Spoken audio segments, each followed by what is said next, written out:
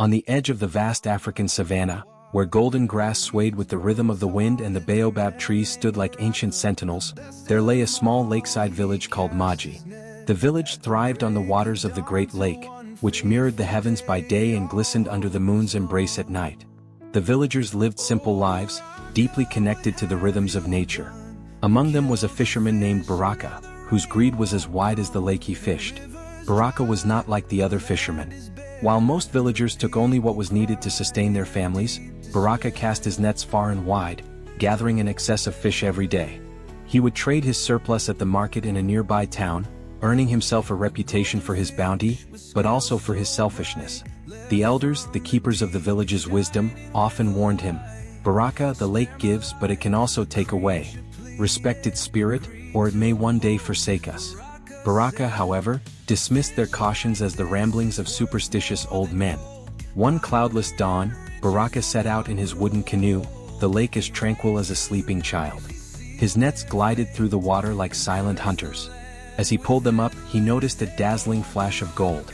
In his catch was a fish unlike any he had ever seen, a shimmering golden fish, its scales sparkling as though they held the essence of sunlight itself. The fish flailed weakly, and to Baraka's astonishment, it spoke. "Please let me go," it pleaded, its voice as soft as a breeze rustling through reeds. "If you spare my life, I will grant you a blessing." Baraka's eyes narrowed with suspicion. "A blessing, you say? What could you possibly give me that the market cannot?" "The lake and its bounty are precious," the fish replied. "Release me and your nets will never be empty. But harm me, and you will see the true meaning of loss." Baraka laughed, the sound echoing across the still waters.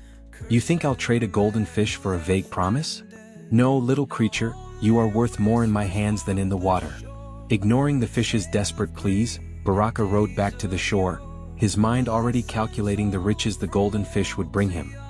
He showed it off to the villagers, who marveled at its beauty but felt a chill at its lifeless gaze. That night, Baraka prepared a feast, his fire crackling as he roasted the fish.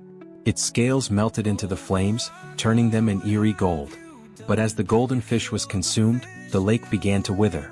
The next morning, the villagers awoke to an ominous sight. The once expansive lake had receded, its waters reduced to a muddy trickle. The elders gathered, their faces etched with worry. "This is no natural occurrence," one said. "The lake is punishing us because of the sacred fish, Ndoaji wa Dahabu." Baraka scoffed. "You blame me for the whims of nature? You cling to your myths like frightened children." At the break of dawn, when the first blush of sunlight danced across the water's still surface, the villagers of Maji gathered at the lake's edge. For generations they had held this ceremony as an offering to the lake, believed to be the heart and soul of their community, a source of life, bounty, and subtle magic. The ritual began with a solemn procession led by the village elders, revered custodians of ancestral wisdom. Dressed in traditional garments, the elders carried sacred objects, a carved staff, symbols of protection, and a small calabash that held water blessed by the morning dew. Children, full of curious wonder, followed closely behind, their laughter hushed in reverence as they too learned the rites of their ancestors. When the village had gathered in a circle along the gently sloping bank of the lake, the rhythmic beat of drums began. The sound was deep and resonant. The beat was not random but followed an ancient cadence, one that mirrored the cycles of nature, the rise and fall of the water level, the shift of the seasons, and the pulse of life itself. Accompanying the drum was the harmonious chorus of communal singing. The villagers joined in traditional chants, their voices weaving intricate patterns that told tales of creation, gratitude, and the eternal ebb of life. As the drumbeat and chants reached their crescendo, the elders invited each villager to step forward with their offerings. Families brought modest tokens of appreciation, a small clay vessel of fresh water, a cup of goat's or cow's milk, or even a handful of grains. These libations symbolized the purity and sustenance the lake had provided through years of abundance. In a synchronized motion, villagers poured their offerings into the water. The sound of water mingling with milk and the soft clink of ceremonial vessels created a symphony of gratitude, a reminder that the lake's essence flowed not solely from its physical form, but from the very act of giving and receiving. Elders spoke blessings, intoning words in the local tongue that had been passed down through countless generations. These words, rich with meaning, were believed to call upon the benevolent spirit of the lake, asking for its continued favor and the well-being of all who depended on it.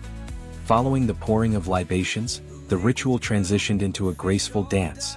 Traditional steps, learned from childhood, echoed the patterns of fish swimming in the water. Dancers spun and leaped in celebration of life's enduring cycle. This dance was both thanksgiving and a plea for renewal, a physical manifestation of the villagers' wish that the lake remained forever a source of life, sustenance, and mystery.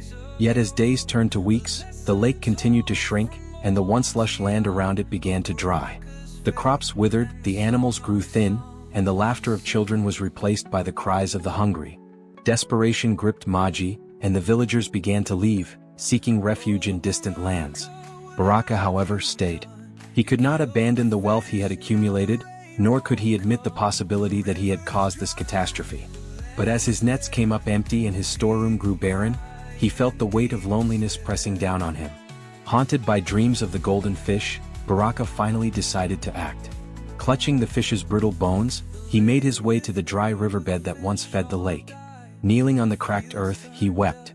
"Spirits of the lake, forgive me," he cried. "I return what I have taken. Please bring back the water." But the ground remained parched. The golden fish's voice echoed in his mind, "Harm me and you will see the true meaning of loss." Baraka realized that his offering was too little, too late. The lake's spirit had withdrawn, and it would not return. As the years passed, the savannah reclaimed the village. The huts crumbled, swallowed by grass and dust. Only Baraka remained, a solitary figure haunted by his choices. He spent his days wandering the dry lakebed, whispering apologies to the wind. In time, he became a cautionary tale, the subject of songs sung by travelers and stories told around campfires. This folktale weaves in the essence of African storytelling traditions, emphasizing a deep connection to nature and the consequences of disrespecting it. It's a timeless reminder that greed can strip of the harmony that sustains our lives. I hope you have enjoyed the story. As usual, like and subscribe. Share and comment to let others learn about our culture. Hit on the notification bell so as not to miss an episode. Thank you for watching.